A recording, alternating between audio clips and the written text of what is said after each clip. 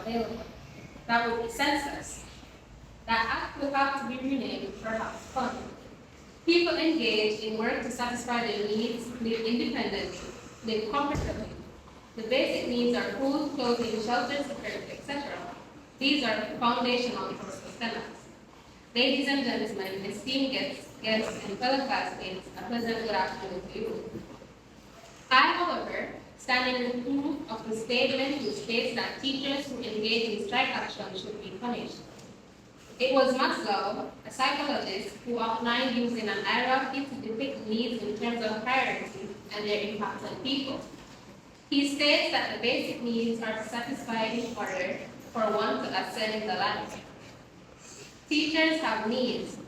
Teachers are humans first and foremost, and as such, they too have needs.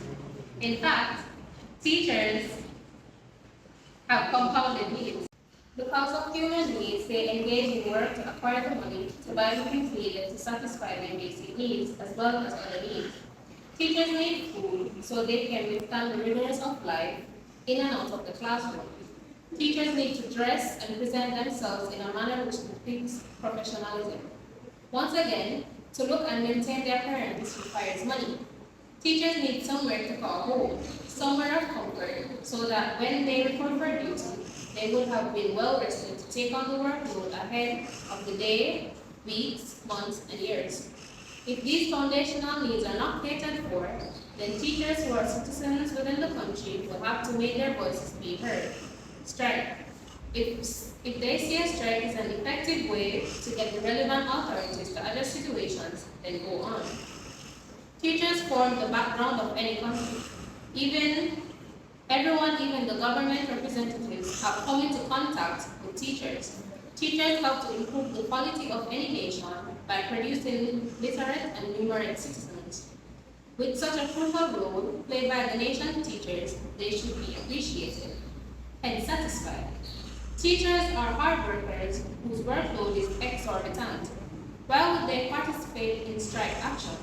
For them to engage in strike action would be a priority which need the ears of the relevant authorities. Teachers operate on a meager salary. On top of that, they often help to take care of the needs of students who are entrusted in their care, whether it may be lunch money, teaching tools, pencils and books, or bus or taxi fares. Because teachers know that if students' basic needs are not addressed, they will not perform at their optimal, so they will do everything humanly possible to help. With the daily sacrifices made by teachers, I support their action, partaking in strike action. They do this to have a better life and in return help to extend a lending hand to those who come in contact with tomorrow leaders.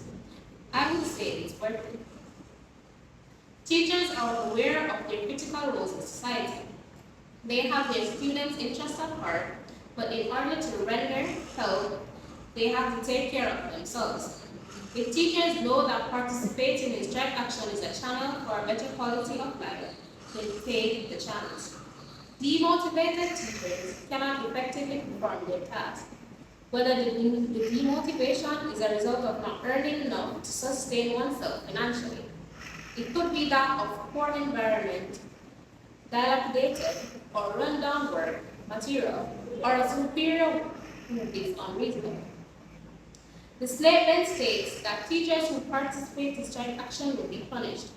The word punished is one way by which authorities often try to control citizens' rights, hence, propose such an action. They dangle the word punish as a fear mechanism. What one needs to understand is that for a change to come about, some amount of sacrifice has to be made. It will not be a walk in the park, therefore all parties involved must stick it out together to the end united in unison for a common cause. Every country has a constitution which outlines the laws of the land as well as its consequences. Imposing laws outside of the Constitution will not be able to stand, has no substantiated reference. The right to speak, the right to be heard, the right to, are all rights that equip citizens of any country with power. Aren't teachers citizens? Aren't teachers privy to these rights? Teachers are governed by a professional body, Jamaica Teachers Association, JTA, which has standards that Teachers do not randomly participate in strike action because they feel like without careful thought, needless to say, a strike cannot be regular stance. It is a means to cry out to the relevant person that the present situation is unbearable and as such needs to be improved. Who doesn't need a better quality of life? We all do. Well, strike if it warrants it, and no amount of punishment should be applied. Strike is a tool, and teachers are utilizing it like any citizen in a country. Democracy is a leadership style which allows for everyone to participate in decision making. It strives on the premise of majority rules and that everyone is entitled to a vote. Teachers participate in strike action as a way to exercise their constitutional rights. It is a means of outcry. I say, address the reasons behind the action and avoid using dangler punish. With this being said, I stand firm on the ground that teachers who participate in strike action should not be punished.